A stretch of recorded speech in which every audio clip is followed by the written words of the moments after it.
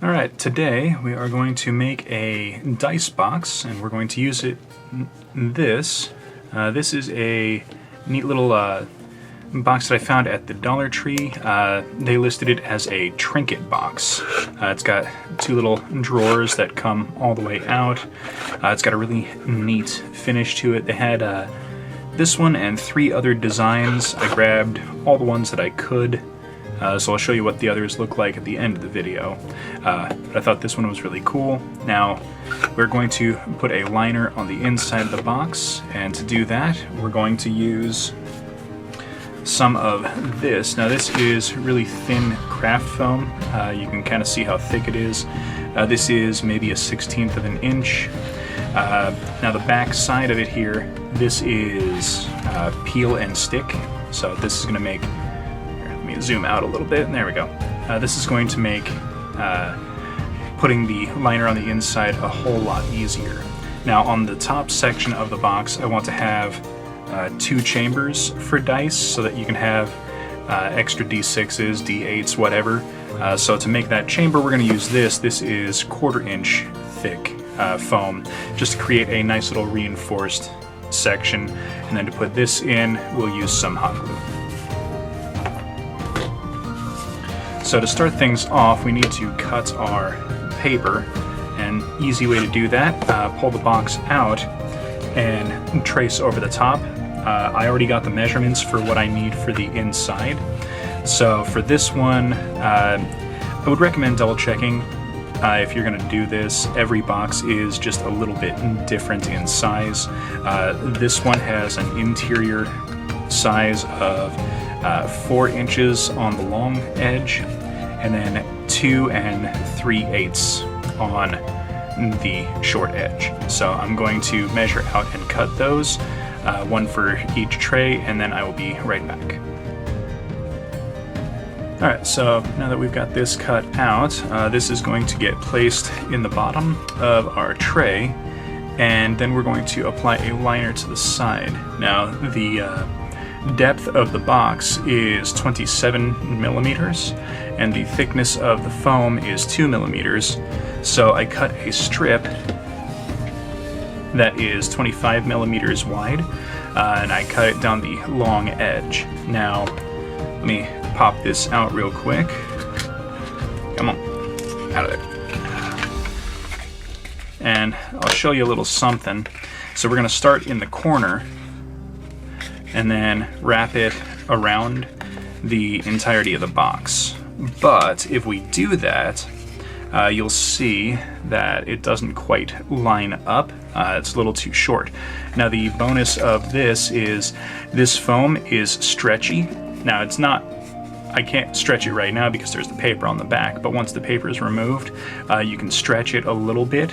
So once we're on the last section to connect, we'll just pull it a little bit and then have it meet up in the corner. So we're going to go ahead and start by laying this down. Once I unstick it from itself here. There we go. So I'm just going to pull a little bit back and then line it up on one side. And that should give us a nice even fit. Press it down just a little, and then pull the remaining section out. And then to make sure everything sets correctly, I'm just gonna push it down with this little tool.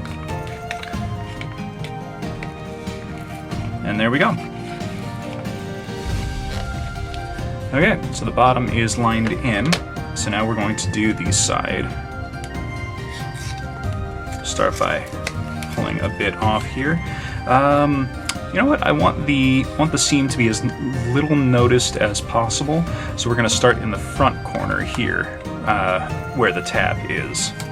So doing the same thing, folding it back, lining it up into the corner, and pressing it in.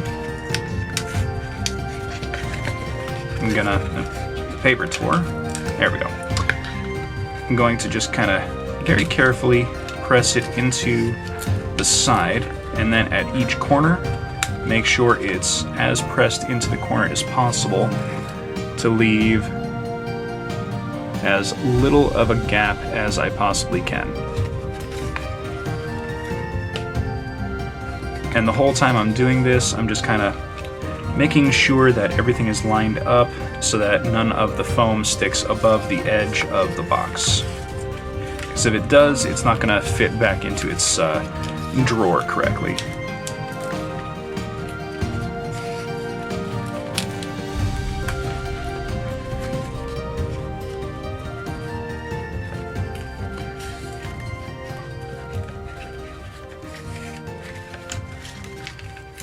Okay, so now we're on the last side. So I'm just going to pull a little bit back, stretch it, make it fit. Do a quick check, and we've still got a little bit open. So pull a little bit, stretch, set, a little bit more. And there we go. Alright, so now we've got a nice seamless padded box. So that is going to be nice. Now this can go on the top or the bottom drawer. I did the second one off camera, so this is going to be our main dice storage. Now let me grab some dice real quick.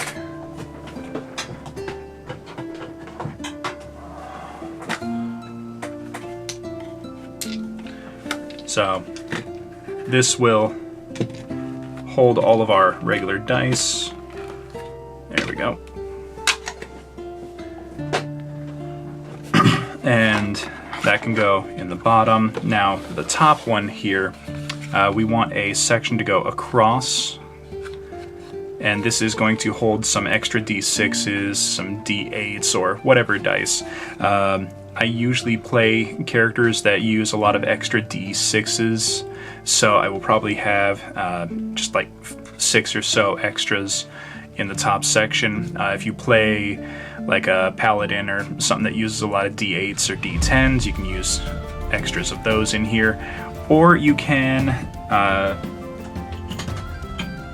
if you have an extra mini that you want to keep with the character, you can put them inside of the box and have them go with the dice. So now we're going to figure out our rough dimensions for the strip that we need to cut out to put in.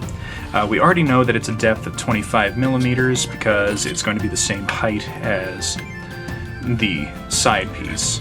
So now we need to figure out how wide a piece we need to make it, and it looks like it's going to be 55 millimeters. And I'm measuring from the inside of the foam on both sides. So I'm going to cut that, and then we'll be right back. Okay, so we've got our piece cut. So this is going to fit just across the center, and it's reasonably snug. So that's nice. So now we're going to just kind of fit it in place with a little bit of hot glue. Now I'm using hot glue on a high temp setting. This is just to make sure that the glue stays hot long enough to set everything into place.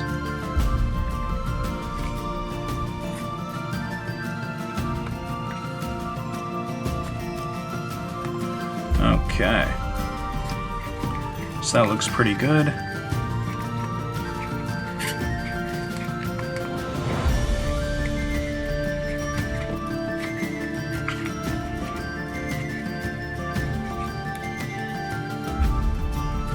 Alright, now if there is any kind of loose bits, like this isn't quite connected here in the front, I'm just going to kind of pull it apart a little bit, put a little bit of hot glue in, and just kind of press it together.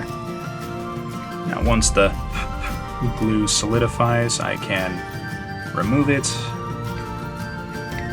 any of the excess, and there we go. Nice, simple, easy, and cost effective. So this whole thing cost, see, the box was $1.25. The 2 separate pieces of foam were $1 each. The foam is enough to make multiple of these, so you can make like 3 of these for $3, or for a couple of bucks, like less than $5. You can make like 2 or 3 of these. So nice, simple, easy craft.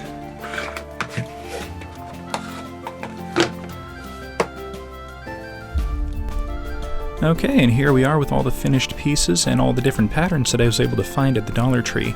I think these came out really nice. They're nice, simple, easy, and a quick little craft that you can do in just a few minutes at home.